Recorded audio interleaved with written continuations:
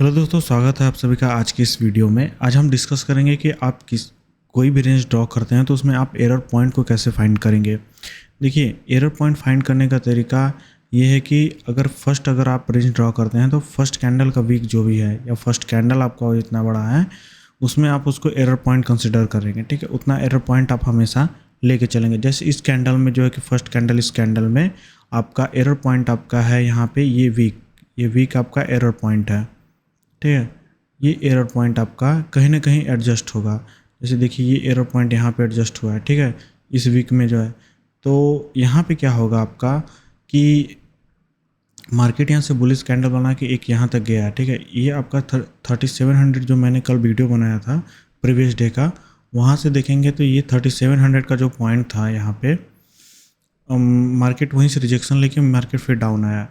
फिर देखिए मार्केट यहाँ पे आया, फिर यहाँ से रिजेक्शन लेके अप साइड में जा रहा है, पर ये ओपनिंग के ऊपर क्लोजिंग नहीं दे रहा है। मतलब कैंडल को अगर क्लोजिंग इधर कहीं देता फिर चांसेस था कि मार्केट जो है कि फिर यहाँ तक जाता है, इस जो है कि रेंज जो छूटा था ये इसको कंप्लीट करता। ठीक है, यहाँ पे क्या हम करेंगे, यदि आपका जैसे देखिए ये आपका जैसे ये छोटा सा ये हो गया। ठीक है, यहाँ पे एक गैप था, इस गैप को मार्केट यहाँ पे देखिए फिल जो है कि यहाँ पर रिलीज़ कर दिया है। यहाँ मार्केट देखिए इस गैप को यहाँ पर रिलीज़ कर दिया है, मतलब यहाँ पे छोड़ दिया है। छोड़ने के बाद मार्केट यहाँ पे एक बेयरिश कैंडल बनाता है, फिर उसके बाद मार्केट एक शार्प फॉलिंग की तरह जाता है। यहाँ पे देखिए एक बोला जाता है कि एक ट्रेंड है। जैसे देखिए ये एक हमारा एक यहाँ पर रेंज भी था। रेंज को जब हम यहाँ पे अगर देखेंगे तो ये 50% लेवल से मार्केट यहाँ पे गिर रहा है नीचे के साइड में। ठीक है, अब हमारा क्या था कि 300 से 3700 का जो एक रेंज था यहाँ पे, ये जो हमारा एक रेंज था 3700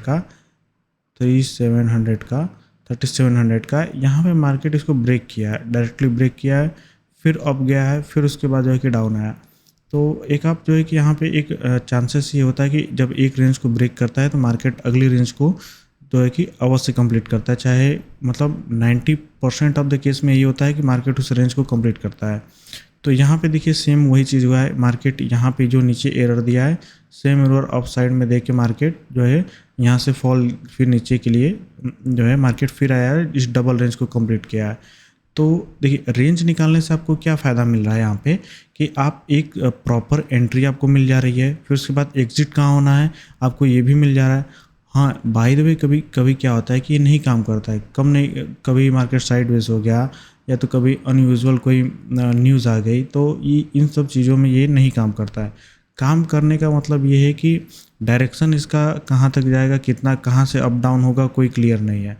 इसमें मोस्ट ऑफ द डे क्या होता है कि ये काम करता ही करता है। तो यहाँ पे देखिए क्या होता है कि अगर मान लीजिए ये आपका एक रेंज था। ठीक है जी, मतलब ये हमारा 3700 पॉइंट का ये था एक रेंज। ठीक है, सेम देखिए यहाँ पे उसको भी कंप्लीट किया मार्केट, यहाँ पे भी तो है, यहाँ पे आया है डाउन साइड में। ठीक है, और यहाँ पे आने के बाद देखिए यहाँ पे क्या किया मार्केट जो है, ये हमारा एरर पॉइंट यहाँ पे दिया है, फिर मार्केट सेम वही एरर पॉइंट यहाँ पे देके फिर डाउन आया है।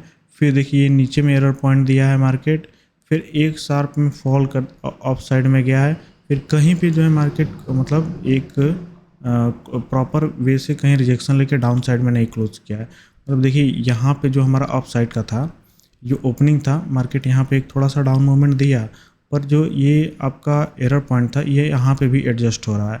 मतलब यहाँ से भी मार्केट फिर यहाँ बुलिश कैंडल बना रहा है, फिर मार्केट अप साइड में जा रहा है। अब ये जो एरर पॉइंट है ये देखिए यहाँ पे भी एडजस्ट होगा। ये आपका जो ये यहाँ पे ये जो आपका रेंज का आ रहा था, कैलकुलेशन करने के बाद ये जो आपका लाइन ड्रॉ यहाँ पे हो रही थी, यहाँ पे देखिए ये एरर पॉइंट यहाँ पे जो है कि मार्केट को छोड़ना पड़ा।